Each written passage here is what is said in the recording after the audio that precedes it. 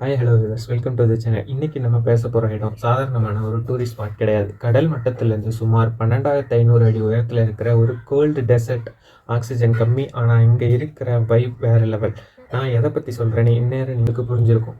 த ஸ்பிட்டி வேலி. ஸ்பிட்டி அப்படின்னா என்ன? திபெத்திய மொழியில் த மிடில் லேண்டுன்னு அர்த்தம். அதாவது இந்தியாவுக்கும் திபெத்துக்கும் நடுவில் இருக்கிற ஒரு மர்மமான நிலப்பரப்பு.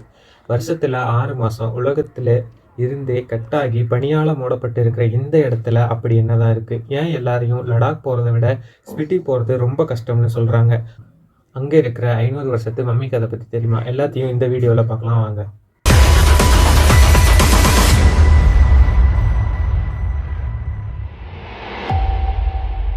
ஏன் இதை மிடில் லேண்டுன்னு சொல்கிறாங்க? அதுக்கு முன்னாடி நம்ம இந்த இடத்தோட ஜியோகிராஃபி பற்றி பார்ப்போம். இமாச்சல் பிரதேசத்தில் இருக்கிற இந்த ஸ்பிட்டி வேலி ட்ரெக்கிங் போகிறவங்களுக்கு ஒரு சொர்க்கம். ஆனால் இங்கே போகிற ரோடு இருக்குது பாருங்கள், அதுதான் வேர்ல்டு மோஸ்ட் டேஞ்சரஸ் ரோடுன்னு சொல்கிறாங்க. ஏன் தெரியுமா? ஒரு பக்கம் மலை, இன்னொரு பக்கம் பாதாளம், நடுவில் கார் போகிறதுக்கே பயமாக இருக்கும். இங்கே இருக்கிற மலைகள் எல்லாம் நம்ம ஊர் ஊட்டி கொடைக்கானல் மாதிரி பச்சையாக இருக்காது. அப்படியே ப்ரௌன் கலரில் ஒரு பாறை உலகம் மாதிரி இருக்கும்.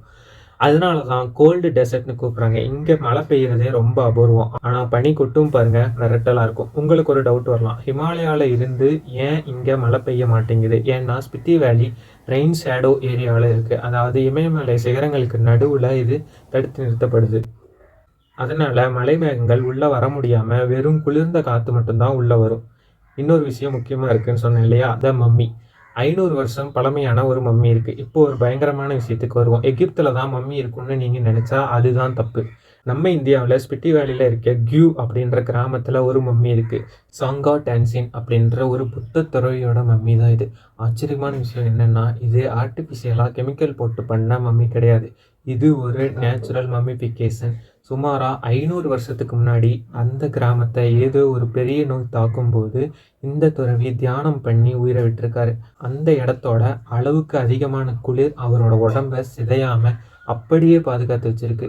இப்போ வரைக்கும் அவரோட தலைமுடி நகம் எல்லாம் வளர்றதா அங்கே இருக்கிற மக்கள் சொல்கிறாங்க. அந்த மம்மி இன்னைக்கும் உட்கார்ந்த நிலையிலே இருக்குது. Think about it guys. எந்த ஒரு பாதுகாப்பும் இல்லாமல் 500 வருஷமாக ஒரு மனுஷ உடம்பு அப்படியே இருக்குன்னா அது எவ்வளோ பெரிய மர்மம். நான் முன்னாடியே சொன்ன விஷயந்தான். அடுத்ததாக ஸ்பிட்டி வேலி போனீங்கன்னா நீங்கள் பார்க்க வேண்டிய முக்கியமான சில இடங்கள் இருக்குது. கீ மோனஸ்ட்ரி.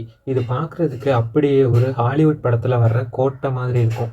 1000 வருஷத்துக்கு மேலே பழமையான இந்த இடத்துல தான் ஆயிரக்கணக்கான புத்த துறவிகள் தங்கி படிக்கிறாங்க. அண்ட் நெக்ஸ்ட் ஒன்று இருக்குது, கிபர். ஒரு காலத்தில் உலகத்திலேயே உயரமான கிராமமாக இதுதான் இருந்துச்சு. இங்கே இருக்கிற வீடுகள் எல்லாம் ஒரு தனித்துவமான திபெத்திய ஸ்டைலில் இருக்கும்.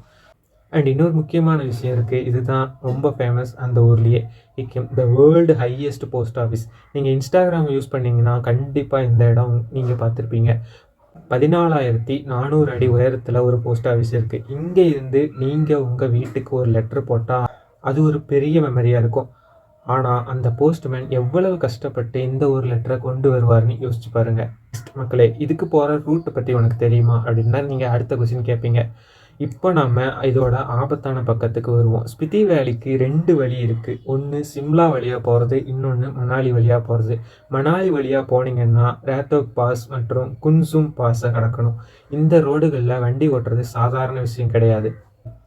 திடீர்னு லேண்ட்ஸ்லைட் ஆகும், திடீர்னு ரோடு காணாமல் போகும். வாட்டர் கிராசிங், ஏதாவது மலையிலேருந்து வர தண்ணி ரோடில் ஓடும். அதில் காரை ஓட்டுறது ஒரு பெரிய சாகசம். இங்கே வர்றவங்களுக்கு இன்னொன்று நடக்கும், ஏஎம்எஸ், அக்யூட் மவுண்டைன் சிக்னஸ் அப்படின்னு சொல்லுவாங்க.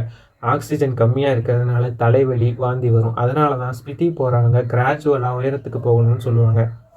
நெக்ஸ்ட், இங்கே இருக்க கலாச்சாரம் அப்புறம் உணவை பற்றி பார்க்கலாம். ஸ்பிட்டி மக்கள் ரொம்பவே அமைதியானவங்க. அங்கே போனால் நீங்கள் ஜூலே அப்படிங்கிற வார்த்தையை அடிக்கடி கேட்பீங்க. அதுக்கு ஹலோ அல்லது தேங்க்யூ அப்படின்னு அர்த்தம். அங்கே என்ன ஸ்பெஷல் சாப்பாடுன்னு கேட்டிங்கன்னா துப்பா. துப்பானா என்ன அப்படின்னு கேட்டிங்கன்னா அது ஒரு வகையான நூடுல்ஸ் சூப். அப்புறம் அங்கே மோமோஸும் கிடைக்கும்.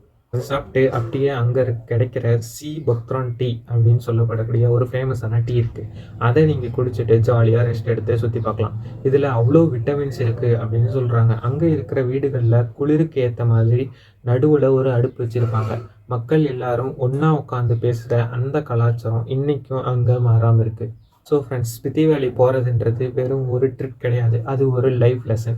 அங்கே இருக்கிற மக்கள் அவ்வளவு கஷ்டமான சூழ்நிலையிலையும் எவ்வளவு சந்தோஷமாக இருக்காங்கன்னு பார்த்தா நமக்கு ஆச்சரியமாக இருக்கும். நம்ம ஊரில் சின்ன நெட்வொர்க் கட் ஆனால் கூட பதட்டப்படுறோம். ஆனால் அங்கே மாதக்கணக்கில் உலகத்தோடு இருந்து கட்டாகி இருந்தாலும் அவங்க நிம்மதியான ஒரு வாழ்க்கையை வாழ்கிறாங்க.